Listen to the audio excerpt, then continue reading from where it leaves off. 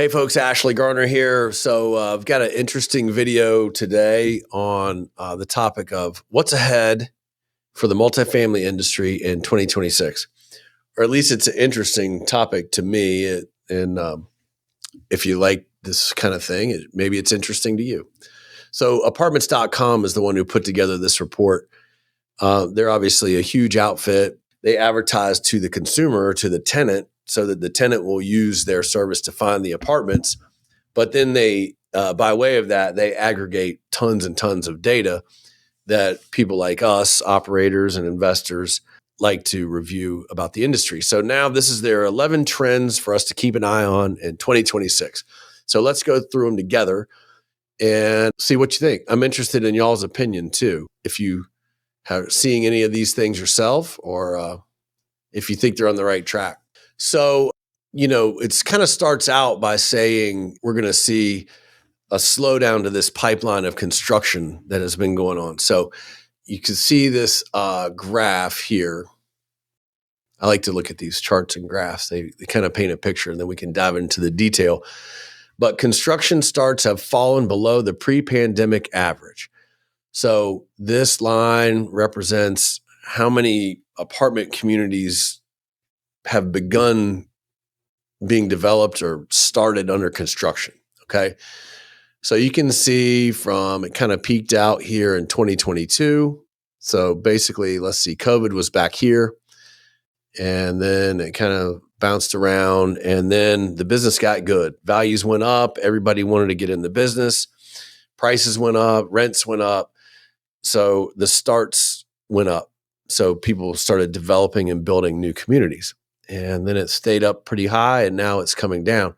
Well, what's happening is that all the ones that were started right around here just recently in the last year or so and currently are coming to market, meaning they're coming available for people to rent and live in. So the supply of new units is really high.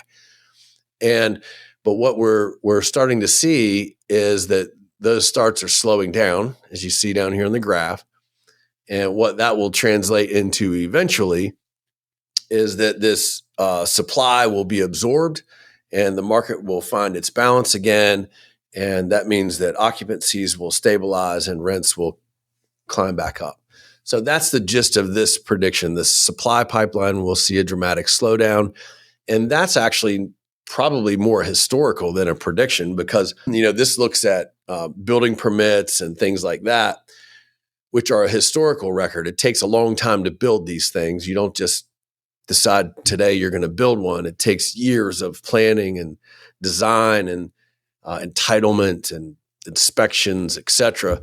So they know that this is happening. This is not a prediction. So then this talks about which markets will see the greatest decline in new deliveries. And, we operate in North Carolina. So there's two on here in North Carolina, Raleigh and the Charlotte area. And of course, those kind of spill over into smaller markets also. All right. Now, rent growth will slowly begin to accelerate again. So this is number two, and this is as a result of number one. So as the new supply gets absorbed and the market finds its equilibrium, now rents can climb back on a steady basis. So we're going to start to see that. And you notice this word slowly. I think that's important. This is not something that is going to happen overnight. Just common sense. Thousands and thousands of new apartments hit the market. It's going to take a while for them to lease up. Once they fill up and the competition gets stiff again for tenants, then you see landlords and operators start to raise their rents again. So that makes sense, intuitive and logical. This is a great chart, I think. If you see here, national rent growth since 2019, and you can see what happened, back here in this area, the COVID era, you see what happened to rent growth. In the COVID area, nobody was raising rents. Everybody was just happy to keep the tenants that they had. There was a lot of weirdness going on, obviously, right there. So this is pretty much a flat, maybe a little down. And then as soon as COVID ended, boom, it just shot up. So those are really drastic rent increases in a very short period of time. And that's not a historically average common occurrence. Okay. and it's not sustainable. So needless to say, you see now this big decline, and then you see since like mid 2023, we've been basically flat with a little bit of down here in the end of 2025, which is what we're coming out of. Now the prediction is a slight increase in 2026. So you see here on the chart, 1.9% prediction. And these are national figures. It's going to be different in every market, as shown by this chart.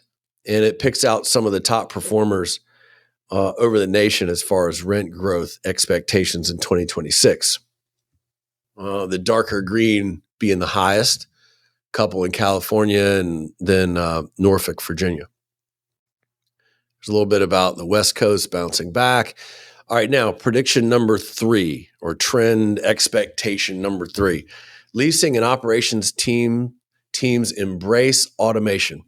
So now we're getting into a little bit of this AI stuff. And this is interesting because there's a couple points they make on this. And I'm interested to hear from any of y'all who maybe are experiencing this, or if you have opinions on this, because this is kind of a big deal that's going to be coming, and it's not going away. So the whole point of it is that technology, again, this is not earth-shattering, okay?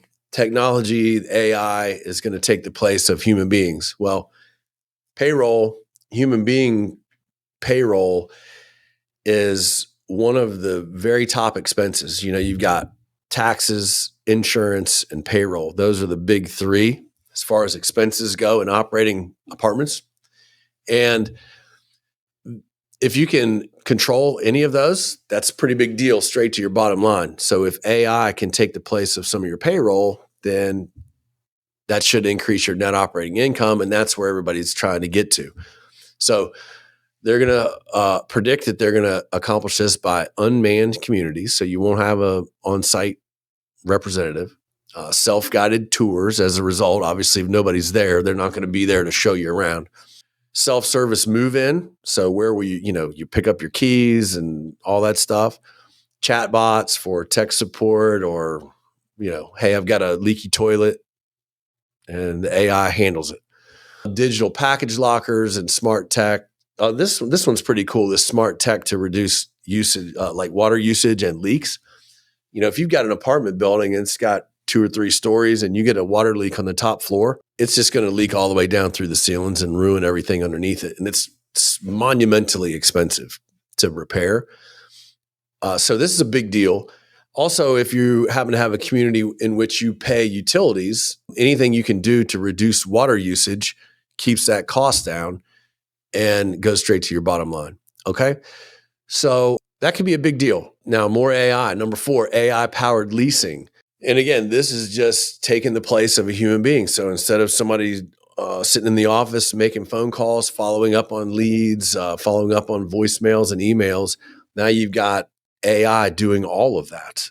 And that's, again, it's going to take the place, it's going to take a job from somebody, which will suck for the person losing the job, and it will be good for the operator and investor who are increasing the NOI. So I don't know how you feel about that. I guess it depends on your perspective. Leasing, number 5, leasing centralization trend. So again, this is as a result of AI and technology, and that you can do more with less. So you may have one person to control 3 or 4 communities, and they're running the AI to make all of this stuff happen. So if you don't need as many people on site, now you can centralize things, control your expenses, and you've got the economies of scale, et cetera. Pretty big deal. This one, let's see. Yeah, here, this was an interesting little tidbit here. This study that they did, this particular apartment association, they estimated that they saved 30,000 hours with centralization. So that's 30,000 payroll hours. So if you're paying, 20, 25 bucks an hour, or whatever it is, times 30,000, that's a lot of money. The big companies obviously are going to start with it sooner and are already doing it. And then that will trickle down to smaller and mid-sized operators. But as it becomes more widely accepted and more inexpensive to use, you can only expect the adoption to increase. Number 6, transparent pricing. So there's 5 states that have laws that say you have to have transparent pricing, meaning whatever it costs, the total cost to live in this apartment building, that's what you have to advertise. The alternative is a lot of times the rent will be advertised at, for example, $1,000 per unit per month.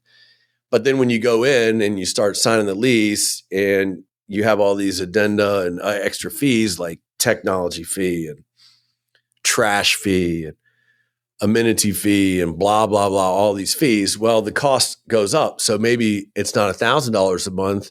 Maybe the total cost is $1,250 a month. So tenants are they're getting tired of that and they want to, whatever it costs, just tell me what it costs. So you see here, 83% of renters prefer to see the total price listed, which includes all applicable fees. Don't try to trick me with $1,000 rent and then add on a bunch of fees. Let's see here. Concession use will remain elevated. So this goes back to the earlier points, 1 and 2, with, it's tied in with that supply and with the rents that kind of dipped down here at the end of 2025. Remember the rent increase graph, it showed at the end of 2025 how rents went down. Well, when rents go down, concessions tend to go up, which you can see here by the chart. Concessions have gone up. And they're predicting that they will still be there. Although if you read through, it looks, they're starting to go away. And they make the prediction that they will still be there mostly in luxury and higher end apartments, which is where most of the competition is with new supply. So you can imagine somebody builds some new supply. It's going to be nice and new and fresh and shiny and clean and have all the new bells and whistles. Well, that's where all the competition is. So they have to give the most concessions to get people to come to stay with them. And this chart talks about which are the most popular concessions from the perspective of a tenant.